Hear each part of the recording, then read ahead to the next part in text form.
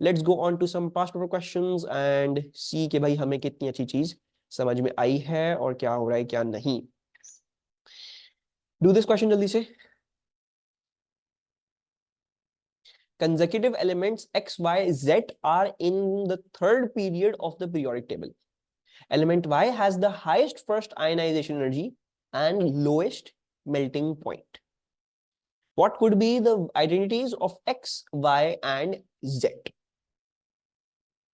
ठीक है, होने तीन कंसेक्यूटिव होने चाहिए, इनमें तो सारे आपको कंसेक्यूटिव दिए हुए हैं। Now you need to deduce कि भाई इसमें से y के पास हाईएस्ट फर्स्ट आयनाइजेशन एनर्जी हो और लोएस्ट मेल्टिंग पॉइंट हो।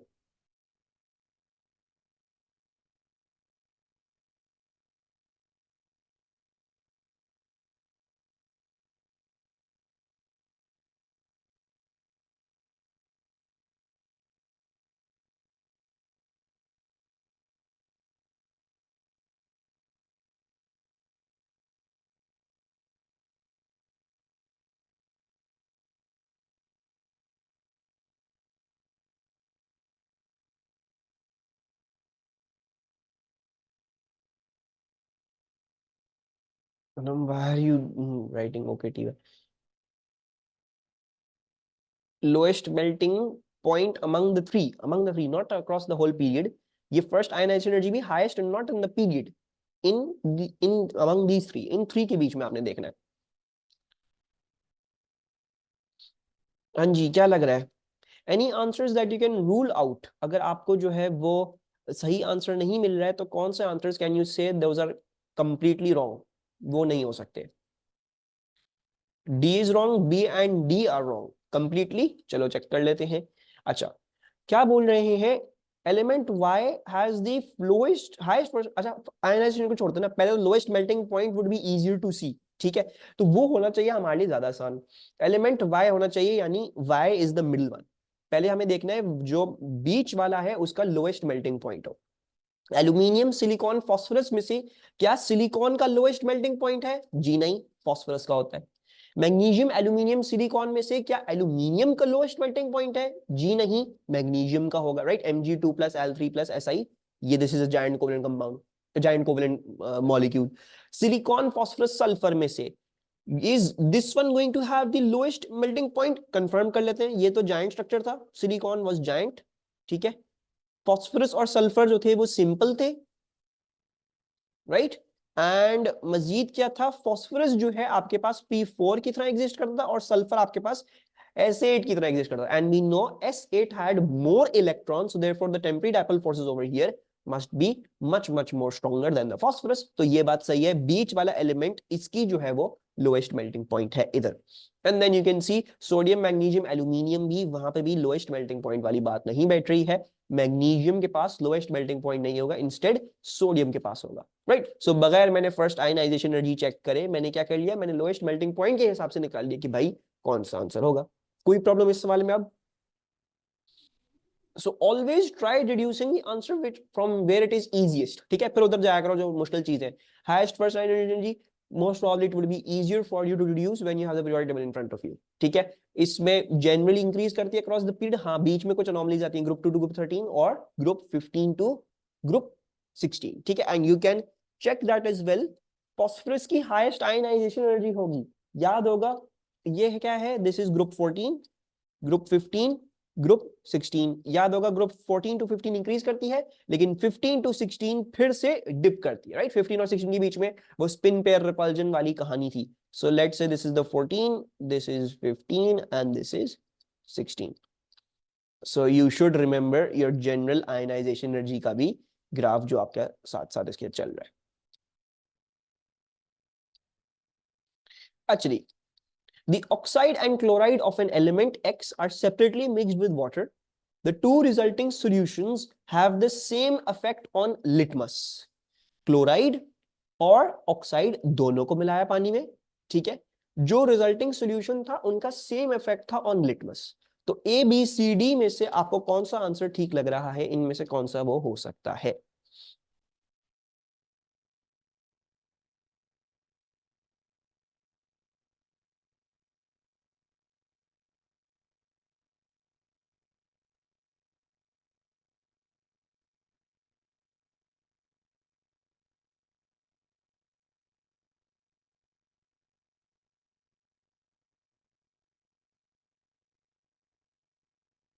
सोचें। Anka, your answer is correct and Rubefa, your answer is also correct. Mariam, your answer is wrong.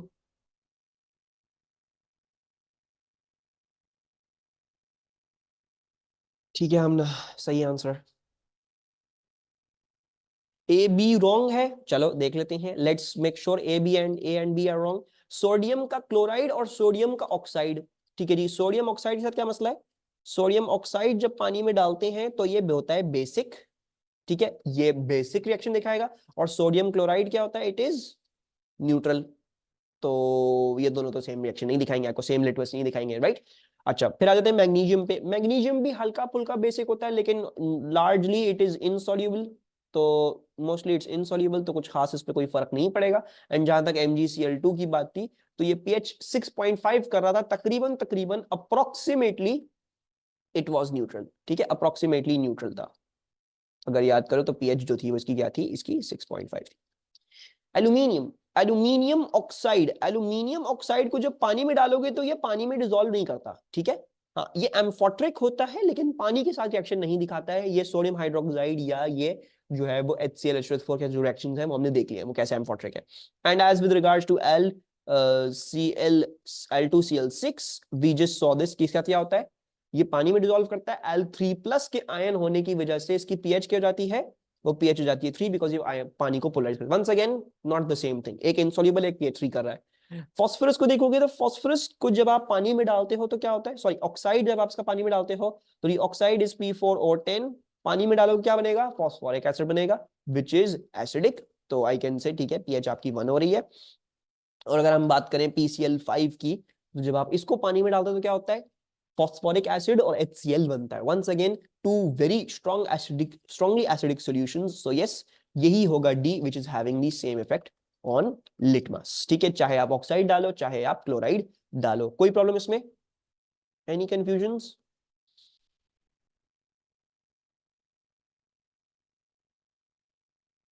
Okay ji.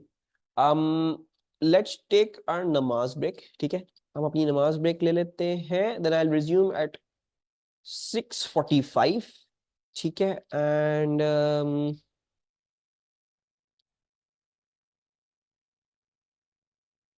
we'll do this question after resumption, ठीक है। I feel like ये मुझे करवाने की जरूरत नहीं है, we've done the explanation over this, ठीक है। तो नमाज ब्रेक ले रहे हैं और फिर जो हम रिज्यूम करेंगे, हम रिज्यूम कर लेंगे एट 6:45 अराउंड, ठीक है। 6:45 तक आ जाओ। एंड मैं ये जो 2 क्वेश्चन हमें डिस्कस करने, ये भी कंप्लीट करके इंशाल्लाह आज पीरियोडिसिटी हम खत्म कर देंगे, ठीक है। I resume back at 6:45। थोड़ा सा ऊपर भी जाते हैं तो कोई मसले की बात नहीं है, लेकिन आज ना सब 6:50 तक I just complete all of this with you guys. Sure. Resume. Okay. The table below gives data for some oxides of period 3 elements. ये आपको oxides दिए हुए हैं, bonding structure आपसे पूछा हुआ है। The bonding row by using only the words ionic or covalent, और फिर next row जो है आपने सिर्फ और सिर्फ simple और giant से fill करनी है। So Na2O में bonding कौन सी होती है? Ionic होती है, right? MgO में once again ionic होती है। Al2O3 में क्या होती है? Al2O3 में भी ionic होती है, yes, ठीक है। Al2O3 is also ionic। Chloride के केस में वो कोवेलेंट हो जाती है। SiO2 is covalent and then this is also covalent, and you also have the next one that is covalent, and then we also know सारे ionic compounds तो giant होंगे, ठीक है, चाहे जो भी हो जाए, these shall all be giant। फिर हमें पता है SiO2 is also a giant structure। हाँ, अलबत्ता P4O6 और SO2 पे आने पे क्या होता है? ये चीजें सिंपल में तब्दील हो जाती हैं। अच्छा, एंड यू वुड सी कि सिंपल स्ट्रक्चर होने की वजह से क्या हुआ? आपका boiling point, melting point, boiling point काफी ज्यादा डिक्रीज कर गया है। Where in the case of over here, जब तक स्ट्रक्चर्स जायंट थे, you had high, considerably high melting and boiling points. अच्छा जी, आगे चलते हैं। From the table of oxides, suggest the formula of one oxide that is completely insoluble in water। कौन सा ऑक्साइड यहां से completely insoluble है? Which is the best bet? आप वो आंसर देखोगे, आपका आंसर बिल्कुल गलत नहीं होगा। SiO2 is the completely insoluble one because that is sand। We all know पानी में dissolve नहीं करती है। Separate samples of Na2O and SO2 were added to water For each oxide, write a balanced equation for its reaction with water and suggest a numerical value of the pH for the resulting solution. So Na2O को जब हम पानी में डालेंगे तो क्या होगा? Na2O plus H2O. What is going to form? Sodium hydroxide. और कोई चीज फॉर्म होगी? Anything else? So this is solid, this is liquid, and this shall be aqueous. Do I need to balance this? कुछ करना पड़ेगा? Balancing हुई भी है इसकी? Nothing more? Yes, exactly, nothing more. Balancing क्या होगी इसकी?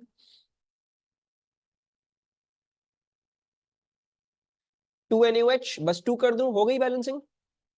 2O, 2H, 2Na. Yes, you guys are perfectly correct. pH क्या होगी? With regards to the pH, what should be the average value, your estimated value of the pH? 13, 12, that those are good enough estimates. ठीक है, तो we will write pH 13 because it's strongly alkaline solution. SO2 को जब मैं पानी में डालूंगा तो क्या फॉर्म होगा?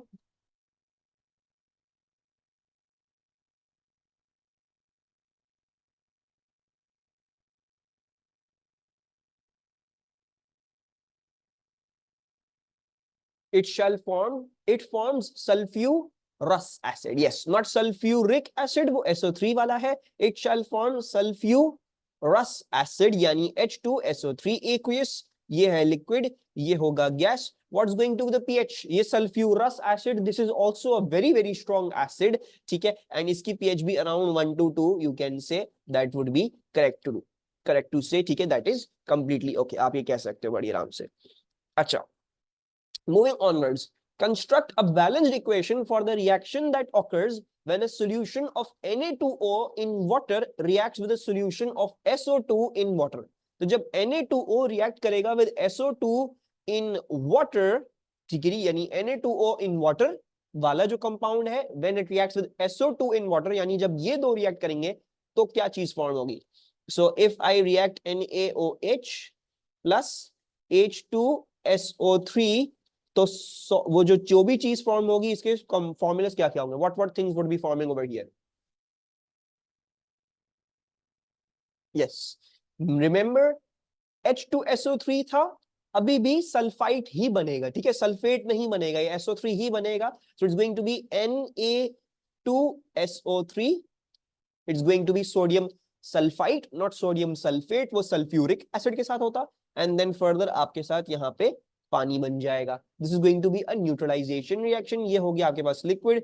This is going to be aqueous. Then this is also going to be aqueous. और ये भी aqueous होता है. Balanced है? I believe this is not balanced. SO3 तो balanced है, मेरे ख्याल से मुझे इसको बैलेंस करना पड़ेगा, 2NaOH करना पड़ेगा.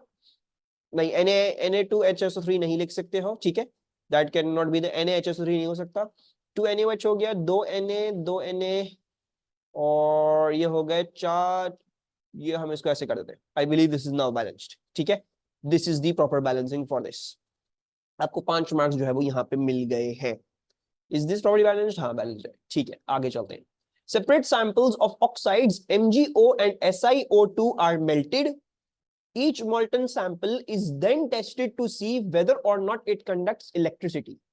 Suggest what would be the results in each case. Explain your answers. 4 marks में आपने MgO की एक ऑब्जर्वेशन लिखनी है, उसकी एक्सप्लेनेशन देनी है, और फिर आपने SiO2 की ऑब्जर्वेशन देनी है या बताना है क्या होगा, एंड देन उसकी भी एक्सप्लेनेशन देनी है. So how do you think you will gain the complete 4 marks over here?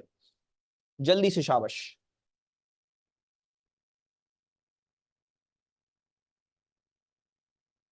MgO conduct करेगा या नहीं करेगा? Yes, बिल्कुल सही है. So Anka is saying MgO will conduct because it has free moving ions. ठीक है, don't write free moving electrons in the case of an ionic compound. Ionic compound में कभी भी free moving electrons नहीं होते, वो सिर्फ metals में होते. So it's going to have free moving ions. ठीक है, ions भी molten में होंगे. Yes, exactly. जब molten है और aqueous है तब आपके पास free moving ions आ जाते हैं. और SiO2 conduct करेगा नहीं करेगा?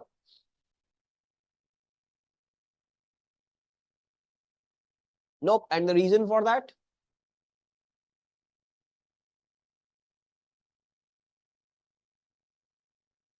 कोवेलेंट नहीं. Give the proper reason. Covalent तो इसमें तो ग्रेफाइट भी कोवेलेंट था, वो क्यों कंडक्ट करता था? No, since no free moving ions and no free moving electrons, तो आपको जो है वो ये दोनों बातें इधर लिखनी होगी। रिमेंबर, जब भी आप कंडक्टिविटी की बात कर रहे हो, that is either due to free moving ions or free moving electrons and nothing else. It is not dependent on the structure being giant, covalent, फलाना ढिमका, ये इस पे डिपेंड नहीं करता है। डिपेंडेंसी किस चीज पे है? या तो फ्री मूविंग इलेक्ट्रॉन्स हो, अगर फ्री मूविंग इलेक्ट्रॉन्स होंगे तो सारी स्टेट्स में कंडक्ट करेगा, और अगर फ्री मूविंग आयंस है तो उस केसेस में कंडक्ट करेगा जहां पे ये फ्लो कर सकता है, where it can flow easily। ठीक है, so MgO conducts as it has free moving ions and SiO2 does not conduct because it has neither free moving ions or nor electron होना चाहिए, बहरहाल इसको नॉर आयंस। ठीक है, nor ions nor electrons, actually दोनों भी, दोनों में से कोई भी नहीं है। Very good. अच्छा, फिर हमने जो है वो ये कुछ ग्राफ्स हमने डिस्कस किए थे। ठीक है, यहाँ पे आगे एटॉमिक रेडियस ऑफ एलिमेंट आप हमें प्लॉट कर दो, मेल्टिंग पॉइंट प्लॉट कर दो, और इलेक्ट्रिकल कंडक्टिविटी प्लॉट कर दो। तो let's plot them, let's see आप लोगों को इतना अच्छा याद है। एटॉमिक रेडियस ऑफ एलिमेंट कैसा प्लॉट होगा इसका graph? How should I plot this graph? Explanation में यहाँ पे कॉपी पेस्ट कर दूंगा, not going to write the explanation अभी फिलहाल। ठीक है, 3 मार्क्स के लिए आपका ग्राफ बिल्कुल प्रॉपर होना चाहिए, and then you should give valid explanations over here as well. Curve ऊपर से नीचे, यानी कुछ ऐसा। Does everyone agree with Maryam? कुछ ऐसा?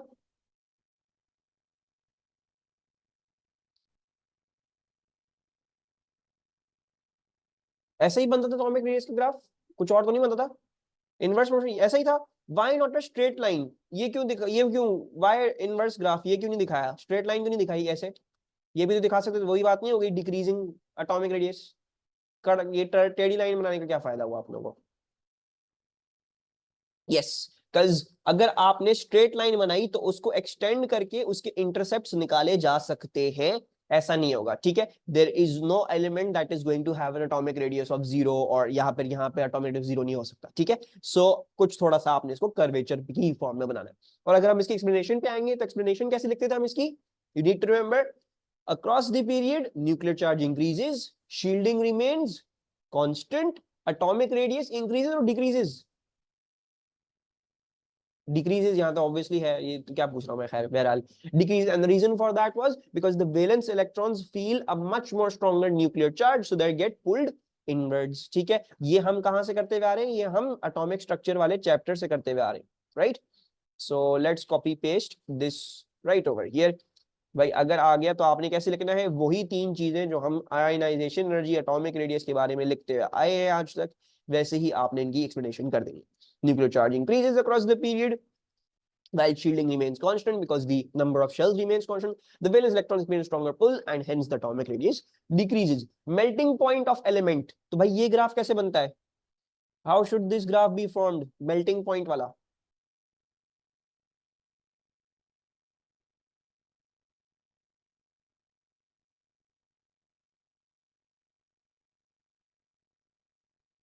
सिलिकॉन तक इंक्रीज, यानी सोडियम टू सिलिकॉन मैं यूं इंक्रीज करूं ऐसे, समथिंग लाइक दिस। ऐसा ही हैड द हाईएस्ट। ठीक है, और क्या था इसकी फीचर्स? विद अ कर्व, इसमें अनका इसमें तुम कर्व नहीं भी दिखाओ तो कोई प्रॉब्लम की बात नहीं है। ठीक है, ऐसे भी दिखा सकते हो इसको, इसमें नहीं भी दिखाओगे तो कोई प्रॉब्लम की बात नहीं है। ठीक है, don't worry about that. Then Si2p sharp decrease. अच्छा, मैंने p तक शार्प डिक्रीज दिखा दिया। ठीक है, सही है, इतना डिक्रीज काफी है, इतना डिक्रीज काफी है, ज्यादा दिखाऊं? अच्छा, कुछ ऐसा है मेरे ख्याल से, आप लोग ऐसा बोलना चाह रहे हैं, ज्यादा डिक्रीज करें? अच्छा, देखो इधर क्या क्या कॉमन मिस्टेक्स हो सकती हैं। You might think your graph is correct, but at any point देखो मार्क्स भी कितने, 4 मार्क्स इसके, तो आपको बहुत सारी चीजें इसमें करनी है डिड्यूस। सबसे पहले तो ये है कि फास्फोरस जो डिक्रीज करेगा that should decrease below the sodium, sodium से ज्यादा डिक्रीज करना चाहिए। ठीक है, डिक्रीज किया है, सोडियम से ज्यादा करना चाहिए, सो वो जरूरी था यहाँ पे। ठीक है, ये हटा देते हैं बाकी का। अच्छा, उसके बाद we know that phosphorus is P4, sulphur is S8। S8 temporary dipole forces are much more stronger, तो ये ऊपर आ जाएगा। मजीद क्या है, ये मत कर दीजिएगा Cl2 का, यहां देखा Cl2 का P4 से भी कम होगा, right? It's only 2 atoms, so therefore आपने Cl2 का फॉस्फोरस से भी कम दिखाना है, this is going to be the proper graph. ये जब सारी तरीके से सही तरीके से दिखाओगे तब आपको मार्क्स मिलेंगे इसके। और अब हमें इसकी एक्सप्लेनेशन लिखनी है, तो एक्सप्लेनेशन हम कैसे लिख सकती हैं? पहले I am just going to copy paste explanation. थोड़ी सी अभी नीट एंड टाइडी नहीं है, तो मैं जो हूँ उसको नीट एंड टाइडी कर लूंगा। खैर, हमारी एक्सप्लेनेशन क्या है? हमारी एक्सप्लेनेशन ये है कि ऑब्वियसली सोडियम, मैग्नीशियम और ये आपके पास एल्यूमिनियम वगैरह, इनके पास क्या थे? इनके पास जायंट मेटालिक स्ट्रक्चर्स थे, ठीक है? They had giant metallic structures, they were melting, they were metallic elements, so therefore जैसे जैसे Na+, Mg2+, Al3+, delocalised electron बढ़ रहे हैं, कैटायनिक चार्ज इंक्रीज कर रहा है, तो therefore strength of melting metallic forces increasing. Then silicon की क्यों सबसे, because it's a giant covalent structure था, ठीक है, उसका सबसे इसलिए हाईएस्ट था। देन फास्फोरस, सल्फर, क्लोरीन इतने छोटे क्यों हैं? Because they only have temporary dipole forces जो ब्रेक होंगी when melting and boiling. And then further आपके पास क्या है कि sulfur is acid, so it has the most electrons. Phosphorus is P4, it has the electrons more than chlorine, which is Cl2. So therefore S का सबसे high in the simple ones, phosphorus का second पे, Cl का third पे, ठीक है? कोई problem इसमें? वालेकुम अस्सलाम। हाला हाला मेरा बच्चा, can you message on group? I start A2 की क्लास, A2 केमिस्ट्री क्लास 7:10 पे इंशाल्लाह, ठीक है? मैसेज कर दो ग्रुप पे, 10 मिनट बाद होगी क्लास शुरू आप लोग, ठीक है? अच्छा, electrical conductivity of element sodium, magnesium, aluminium, silicon, phosphorus, sulphur, chlorine की हमें इलेक्ट्रिकल कंडक्टिविटी के बारे में बात करनी है। तो भाई इसका ग्राफ कैसे बनता था?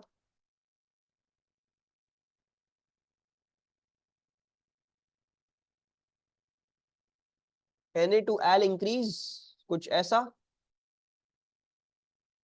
फिर शार्प इंक्रीज हो गया, बिल्कुल। वालेकुम अस्सलाम दुआ। अच्छा, फिर हमारे पास सिलिकॉन तक फॉल होना चाहिए, कुछ इस तरीके से फॉल, फिर